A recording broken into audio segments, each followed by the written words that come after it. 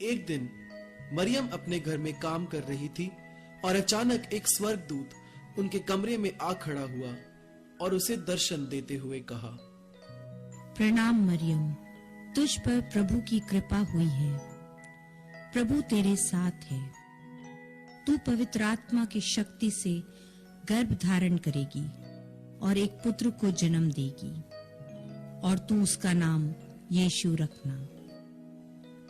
और मरियम स्वर्गदूत को देख और उसकी बात सुनकर घबरा गई। उसने स्वर्गदूत से कहा, पर ये कैसे हो सकता है?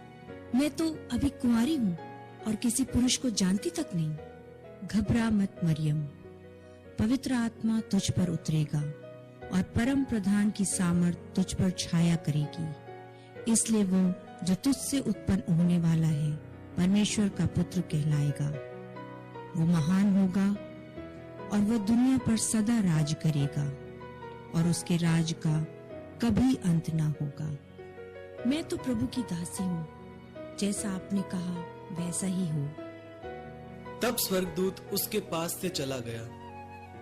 मरियम की मंगनी यूसुफ नामक एक पुरुष से हुई थी।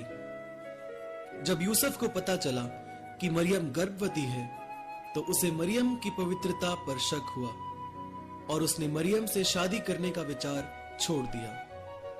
लेकिन स्वर्गदूत ने यूसुफ को सपने में दर्शन देकर उसे मरियम को अपनी पत्नी के रूप में स्वीकार करने के लिए कहा। इसके बाद यूसुफ ने मरियम को अपनी पत्नी के रूप में स्वीकार कर लिया और यीशु के जन्म तक उनमें कोई शारीरिक संबंध नहीं हुआ। जब मरियम का बच्चे को जन्म देने का समय निकट था, तब यूसुफ और मरियम दोनों को किसी जरूरी काम के चलते बैतलहम नगर की ओर जाना पड़ा। और बैतलहम पहुंचते ही मरियम का जन्म देने का समय आ गया और उनके पास बच्चे को जन्म देने के लिए कोई जगह नहीं थी। यूसुफ ने मदद के लिए किसी का दरवाजा खटखटाया। भाई साहब, हम परदेसी हैं और मेरी बीवी गर्भवती है और अब वो जन्म देने वाली है। क्या आपके घर में हमें कोई कमरा मिल सकता है? नहीं नहीं, जानना पहचान, मैं तुम्हारा मेहमान। निकलो यहां से, चलो।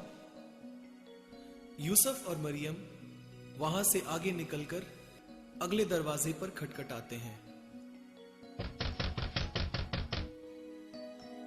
भाई साहब, हम परदेसी हैं और मेरी बीवी गर्भवती है और अब वो जन्म देने वाली है। क्या आपके घर में हमें कोई कमरा मिल सकता है? देखिए, मेरे घर में कोई खाली कमरा तो है नहीं, लेकिन हाँ, मेरे घर के पीछे वाले आंगन में एक चरनी है, लेकिन वहां मेरे जानवर रहते हैं। अगर आप चाहें तो वो जगह ले सकते हैं। आपका धन्यवाद भाई साहब, हमें मंजूर है।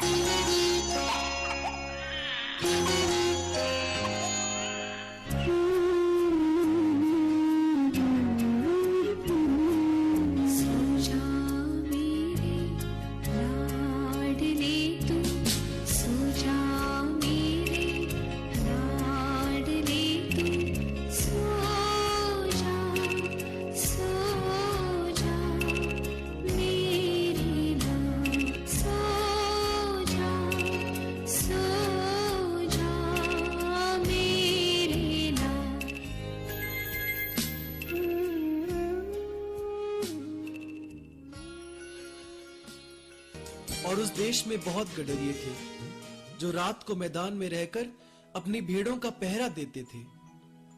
और प्रभु का एक दूत उनके पास आ खड़ा हुआ और प्रभु का तेज उनके चारों ओर चमका और वे बहुत डर गए।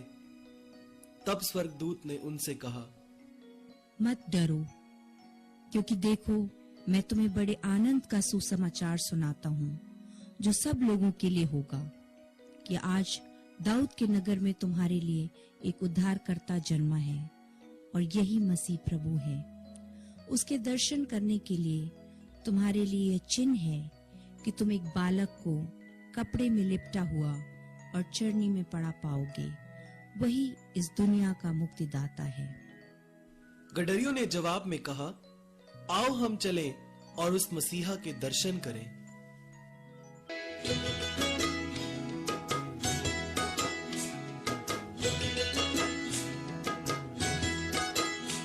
हम चरवाहे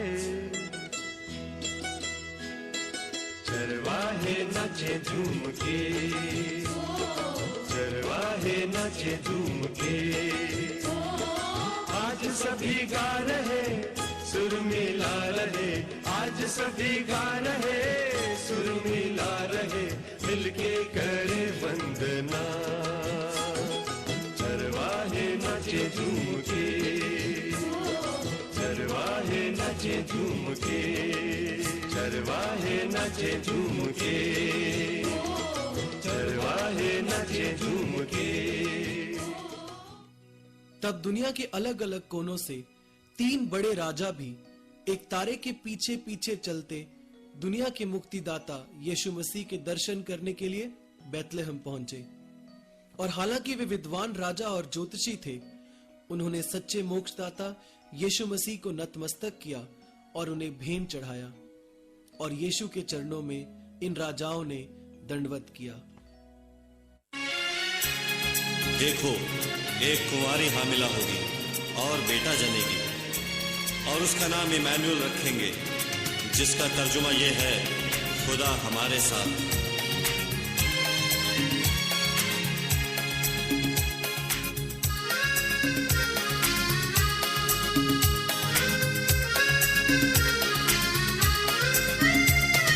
खुशखबरी,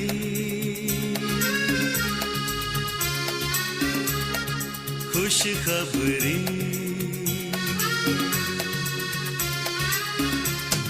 खुशखबरी, खुशखबरी, आया मसीह, आया मसीह। खुशखबरी, खुशखबरी, आया मसीह, आया मसीह।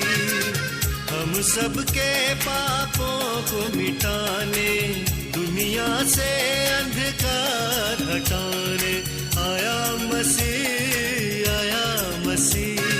खुशखबरी, खुशखबरी।